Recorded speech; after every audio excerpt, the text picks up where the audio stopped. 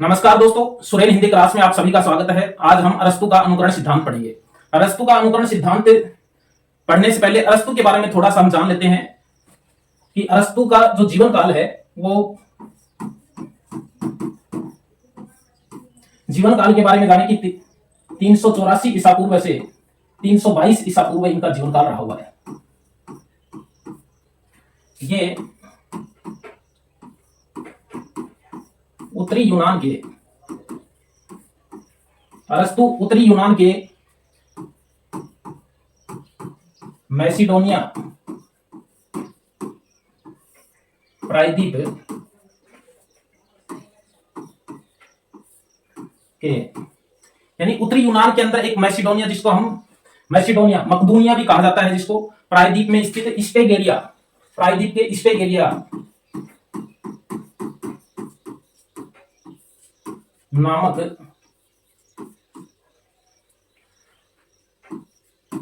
नगर के थे। इनके पिता सिकंदर के पितामह अमिनतास तृतीय के राज चिकित्सक थे।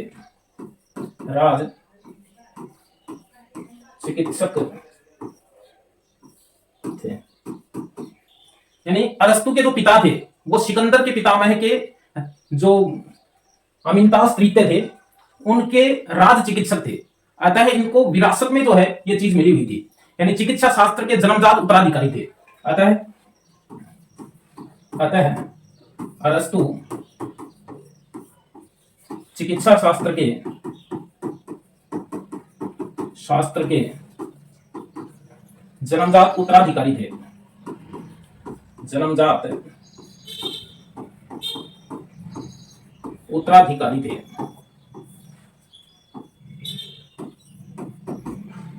एक ये भी हमें बात ध्यान में रखनी है कि अरस्तु जो है ये व्यापक ज्ञान के विश्वकोश थे। अरस्तु व्यापक ज्ञान के विश्वकोश कहे जाते हैं। विश्वकोश थे।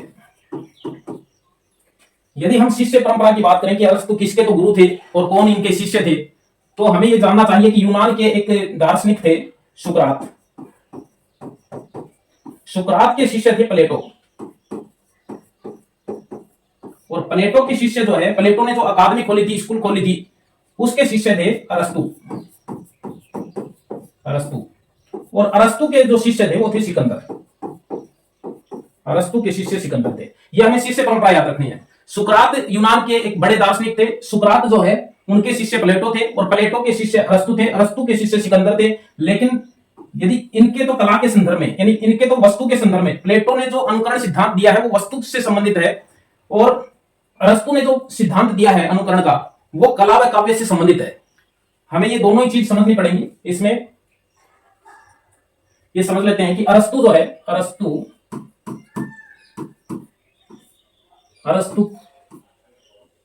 अरस्तु के ग्रंथ, यानी इन्होंने अनेक ग्रंथ लिखे हैं। अरस्तु के यदि ग्रंथों की बात करें तो अनेक ग्रंथ लिखे हैं, लेकिन दो ग्रंथ का नाम हम ध्यान में रखेंगे और हमारे पाठ्यक्रम में जो चीज है वो भी इन दो ग्रंथों से संबंधित है। तो प्रश्न भी नहीं के आते हैं। रिटोरिक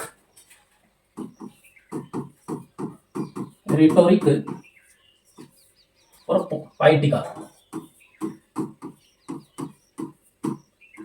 पाइटिका या पोइटिक्स भी कहते हैं, जो काव्य शास्त्र से संबंधित है। यानी इनके दो जो ग्रंथ हैं ये दोनों ही काव्य शास्त्र से संबंधित हैं, और हमें इनका नाम जो है ये ध्यान में रखना है। रिटोरिक और पाइटिका, जिसको पोइटिक्स भी कहते हैं, काव्य शास्त्र से संबंधित है। अब हम पढ़ते हैं अनुकरण। अरस्तु का अनुकरण सिद्धांत। अरस्तु का अनुकरण सिद्धांत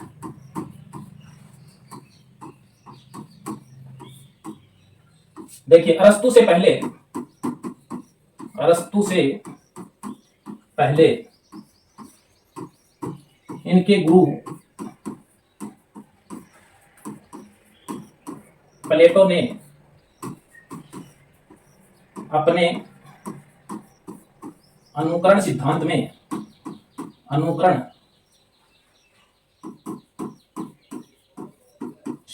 में कला को सत्य से कोसों दूर बताकर उसके महत्व को धूमिल किया है।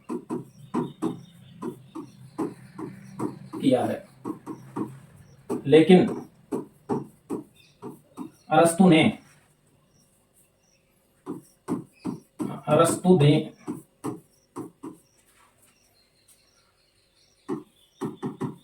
काव्य या कला को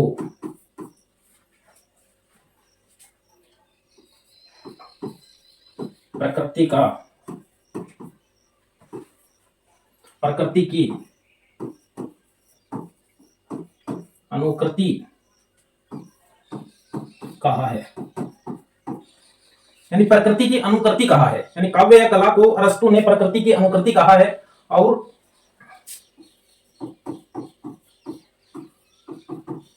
काव्य को प्रकृति का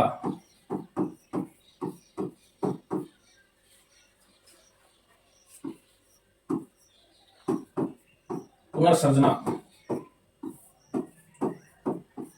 कहा है। यानी काव्य या कला को प्रकृति का पुनर्सृजना कहा है।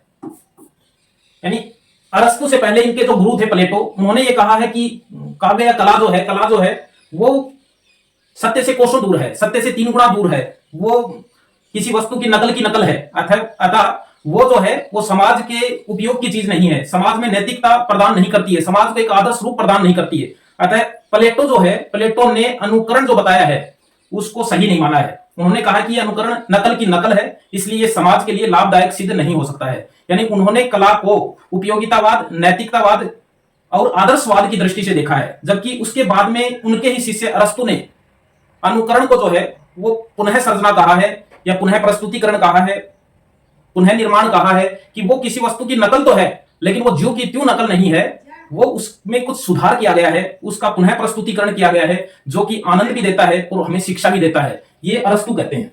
अब देखिए यहां पर थोड़ा सा और समझ लेते हैं। अरस्तु जो है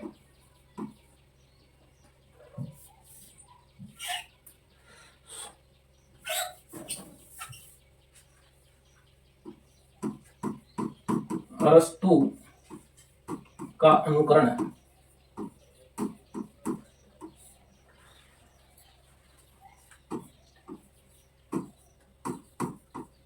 पुनर्सृजना, पुनः प्रस्तुतिकरण,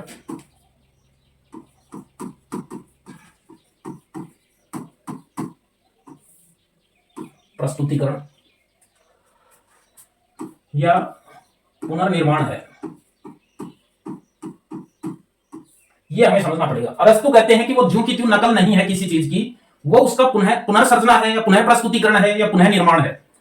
इसलिए अरस्तु का अनुकरण जो है वो कवि के लिए लाभदायक है। कला का महत्व उन्होंने सिद्ध किया है, सौंदर्य शास्त्र की दृष्टि से उन्होंने कला या काव्य को देखा है। इसलिए काव्य के में वस्तु के 3 रूपों का अनुकरण इसमें बताया है। काव्य में वस्तु के 3 रूपों का अनुकरण बताया है, 3 रूपों का अनुकरण बताया है।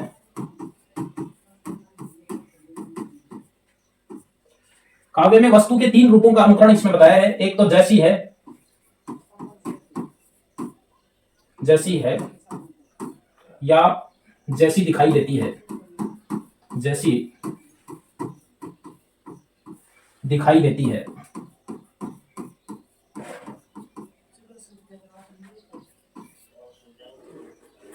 दूसरा है वे जैसी वे कही या समझी जाती हैं, जैसी वे कही या समझी जाती हैं।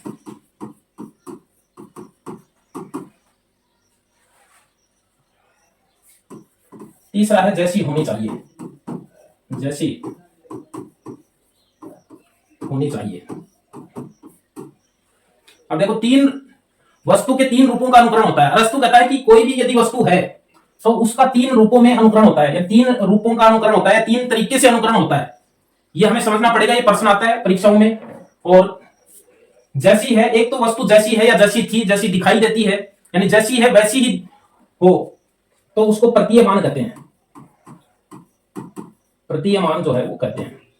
एक है जैसी वे कही या सोची समझी जाती हैं, जैसी कही या सोची समझी जाती है, इसका मतलब संभाव्य, ये संभाव्य रूप है, संभाव्य रूप है। और तीसरा है आदर्श रूप, जैसी होनी चाहिए, आदर्श रूप है।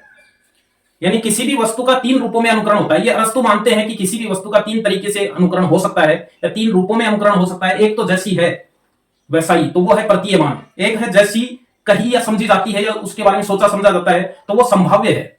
और तीसरा है जैसी होनी चाहिए, यानी समाज के लिए ये चीज है तो ऐसी, लेकिन इसका हम निर्माण करें, पुनः सृजना करें इसकी, तो ये ऐसी होनी चाहिए, तो वो है आदर्श। तो ये तीन रूप जो है वो इन्होंने बताए हैं अनुकरण के। किसी भी वस्तु में अनुकरण के तीन रूप जो है वो इन्होंने इसमें बताए हैं। तो हमें ये ध्यान में रखना है। हमें एक ये भी ध्यान में रखना है कि स्कॉट जेम्स जो है एक विद्वान है, स्कॉट जेम्स, उन्होंने अरस्तु के अनुकरण सिद्धांत को कल्पनात्मक पुनर्निर्माण कहा है। कल्पनात्मक पुनर्निर्माण कहा है।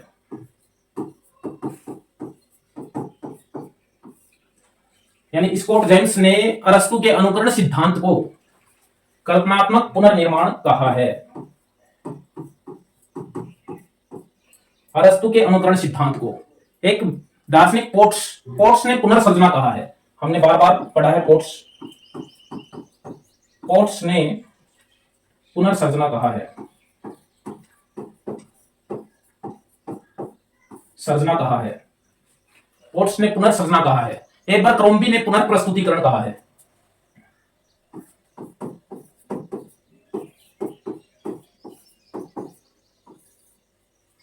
एबरक्रोम्बी ने पुनर्प्रस्तुतिकरण कहा है, पुनर्प्रस्तुतिकरण कहा है। ये अरस्तु के अनुकरण सिद्धांत को अन्य विद्वानों ने क्या कहा है? तो ये स्कॉट जेम्स ने कल्पनात्मक पुनर्निर्माण कहा है, पोर्ट्स ने पुनर्सृजना कहा है, और एबरक्रोम्बी ने पुनर्प्रस्तुतिकरण जो है वो कहा है। अरस्तु की दृष्टि में अनुकरण क्या है, इसको समझने के लिए हमें केवल तीन प्रश्न समझने पड़ेंगे, और वो तीन प्रश्न आगे लिखे हुए हैं। हम उन प्रश्नों को यहां पर देखते हैं कि उन्होंने क्या कहा है, और बार बार वो प्रश्न जो है वो परीक्षा में घूम घूम कर वही कथन जो है वो आए हुए हैं। अरस्तु के अनुकरण सिद्धांत में कौन सी एक बात नहीं है, ये ध्यान में रखना है, नहीं है। अरस्तु के अनुकरण सिद्धांत में कौन सी एक बात नहीं है? देखिए, कविता जगत की अनुकृति है, ये तो है, यानी उन्होंने नकल तो कहा ही है कविता को, यानी अनुकरण की प्रक्रिया आनंददायक है। ये मैंने बताया था अभी कि अरस्तु की दृष्टि में, अरस्तु के अनुसार अनुकरण आनंददायक भी है और शिक्षादायक भी है। यानी वो आनंद भी प्रदान करता है और हमें शिक्षा भी प्रदान करता है, और हमारे आत्म तत्व का प्रकाश भी हमें प्रदान करता है। अनुकरण से हमें शिक्षा मिलती है, यानी वो शिक्षा भी देता है। अरस्तु के अनुसार अनुकरण जो है वो आनंददायक भी है और हमें शिक्षा भी जो है वो प्रदान करता है।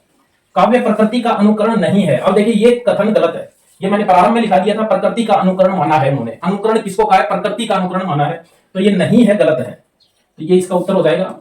ये कथन जो है वो हमें अच्छी तरह याद होना चाहिए। इससे हमें ये पता चल रहा है कि अरस्तु की दृष्टि में अनुकरण क्या है। अरस्तु की दृष्टि में अनुकरण यह है कि कविता जगत की अनुकृति माना है उन्होंने, अनुकरण की प्रक्रिया को आनंददायक माना है, अनुकरण से हमें शिक्षा मिलती है, ऐसा भी जो है वो मानते हैं। दूसरा प्रश्न देखिए, दूसरा प्रश्न है कि इनमें अरस्तु के अनुकरण से संबंधित असंगत कथन कौन सा है? असंगत कथन का मतलब है सही कथन कौन सा नहीं है। अनुकरण से अरस्तु का अभिप्राय भावनापूर्ण अनुकरण से है, तो ये तो है, क्योंकि कल्पना में और भावना में इन्होंने बताया है अनुकरण को। यानी अरस्तु के अनुकरण का अभिप्राय भावना में अनुकरण से है, तो ये तो है। अनुकरण भी एक सर्जन क्रिया है, ये भी है। ये लाइन कई बार आई हुई है। ये देखिए, अरस्तु के अनुसार अनुकरण जो है, काव्य जो है वो कला की कला, नकल की नकल नहीं है, वो एक सर्जन प्रक्रिया है, यानी वो एक सर्जन क्रिया है। अनुकरण के संबंध में प्लेटो और अरस्तु के मत में कोई अंतर नहीं है। अब ये कथन गलत है।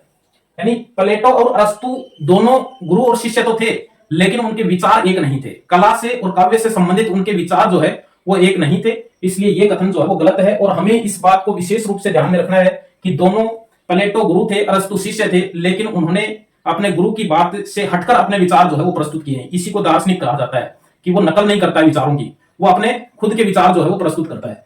तो अंतर है। ये कथन, ये जो है इसका उत्तर हो जाएगा। बाकी ये भी हमें पता होना चाहिए, ये प्रश्न आया हुआ है कि अनुकरण को नया अर्थ प्रदान कर अरस्तु ने कला का स्वतंत्र अस्तित्व स्थापित किया है। यानी एक अनुकरण को नया अर्थ इन्होंने प्रदान किया है और कला का जो है, कला का स्वतंत्र अस्तित्व जो है वो स्थापित जो है वो किया है। देखिए अगला प्रश्न देखिए, शायद इन 3 प्रश्नों से हमें अरस्तु का अनुकरण सिद्धांत जो है वो समझ में आ जाएगा। अरस्तु के अनुकरण सिद्धांत के संबंध में असंगत कथन है, यानी कौन सा कथन सही नहीं है, असंगत कथन जो है वो कौन सा है। अरस्तु के अनुसार कला प्रकृति की भावना में तथा कल्पना में अनुकृति नहीं है। अब देखो ये मैंने पहले बता दिया कि कला प्रकृति की भावना में और कल्पना में दोनों शब्दों का प्रयोग किया है, लेकिन ये कहता है कि नहीं है, नहीं है, तो ये कथन जो है वो इस प्रश्न का उत्तर हो जाएगा असंगत यही है। यानी अरस्तु के अनुसार कला प्रकृति की भावना में कल्पना में अनुकृति है, इसमें लिख दिया नहीं है, तो ये कथन जो है वो उत्तर हो जाएगा इसका। बाकी ये तीनों कथन हमें पता होना चाहिए कि काव्य का विषय प्रकृति का प्रतीयमान, संभाव्य और आदर्श रूप है। ये हमने बता दिया अभी कि किसी भी वस्तु का 3 रूपों में जो है वो अनुकरण होता है। प्रतीयमान में जैसी है, दिखाई देती है जैसी, संभाव्य जैसी समझी जाती है, और आदर्श जैसी होनी चाहिए। यानी 3 रूपों में अनुकरण जो है वो होता है उसका। अनुकरण एक सर्जन क्रिया है, ये पिछले प्रश्न में भी कथन आ चुका है, यानी कई में कथन जो है ये आया हुआ है।